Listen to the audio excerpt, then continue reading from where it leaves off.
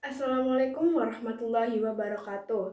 Perkenalkan, nama saya Ikhdati Muazzar Khofifa dari kelas 2022A dengan NIM 220402741006 dari program studi S1 Pendidikan Geografi Fakultas Ilmu Sosial dan Hukum Universitas Negeri Surabaya.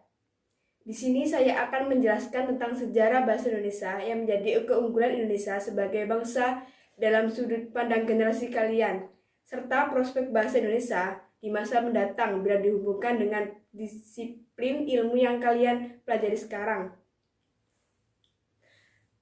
Nah, bahasa Indonesia yang biasanya kita gunakan dalam berkomunikasi sehari-hari berasal dari bahasa Melayu.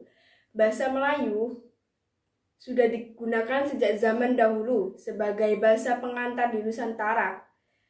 Bahasa Melayu merupakan bahasa perhubungan bukan hanya di Kepulauan Nusantara, melainkan juga hampir di seluruh Asia Tenggara melalui aktivitas perdagangan.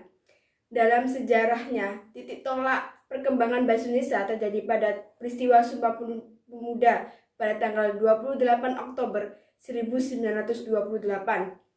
Melalui proklamasi kemerdekaan Republik Indonesia tanggal 17 Agustus 1945, kedudukan dan fungsi bahasa Indonesia dikukuhkan secara konstitusional sebagai bangsa negara. Kemudian dimasukkan dalam Undang-Undang Dasar 1945 pada tanggal 18 Agustus 1945. Saat ini, bahasa Indonesia digunakan oleh berbagai lapisan masyarakat Indonesia, baik di tingkat pusat maupun daerah.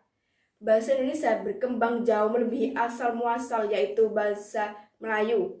Karena bahasa Indonesia setelah penempatan status diangkat sebagai bahasa negara terus mengalami perkembangan dan penyempurnaan baik dalam ejaan maupun tata bahasanya sampai sekarang. Pada masa kemerdekaan Indonesia, bahasa Indonesia mengalami perkembangan yang sangat pesat sekali.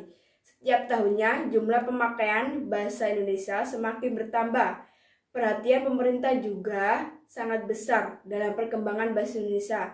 Hal ini terbukti adanya sebuah lembaga yang mengurus masalah kebahasaan yang saat ini dikenal dengan nama Badan Pengembangan dan Pembinaan Bahasa. Berbagai upaya pengembangan bahasa Indonesia telah ditempuh, seperti adanya perubahan ejaan dari ejaan Van Ophuisman, ejaan Suwandi, ejaan yang disempurnakan hingga sekarang yang berlaku adalah ejaan Indonesia atau disebut dengan EBI berdasarkan Peraturan Menteri Pendidikan dan Kebudayaan Republik Indonesia Nomor 50 Tahun 2015 tentang Pedoman Umum Ejaan Bahasa Indonesia.